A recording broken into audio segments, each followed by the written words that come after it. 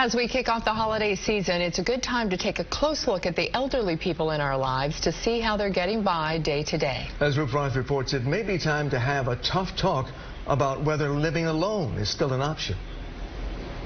It takes an hour out of your day, but it can mean the difference between comfort and suffering for a loved one. My mother fell down the other day, so I'm always worried about her falling and hitting her head or breaking something, so we're always there just assessing if, they might need some extra help.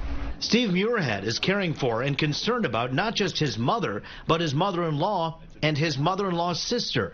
The list is long of things to do, but it's a labor of love. I'm doing all the maintenance around their houses because they all own their own homes, so I'm doing all their maintenance, helping them out with lifting heavy things, moving things around, moving furniture so they could clean it, changing water filters, whatever they need. That's what I'm there for. They raised me, they raised my wife. They gave to us all their lives. My mom's an incredible person. Steve is doing exactly what social workers say is critical for these incredible people in their lives, watching and seeing how things are going.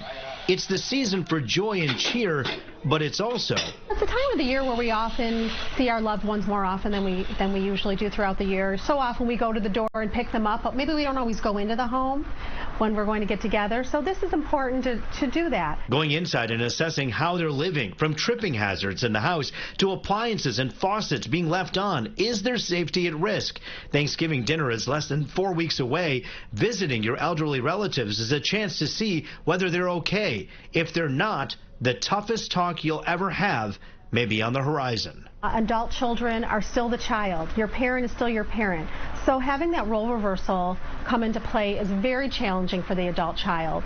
And what I always recommend to those children is to make your loved one a part of the conversation. Avoid telling them what you think they should do.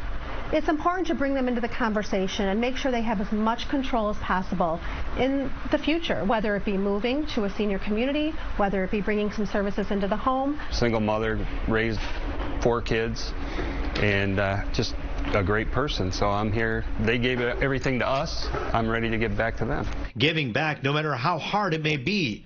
This advice for those taking care of others. As a caregiver, get help for yourself.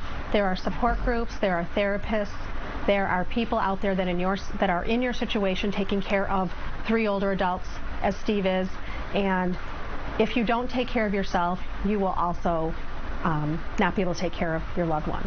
And there is an open house dealing with all of these issues, all of these questions, coming up on Sunday from noon to 3 at the Jewish Community Center in West Bloomfield. For more information, go to our website, fox2detroit.com. In the newsroom, Roop Raj, Fox 2 News.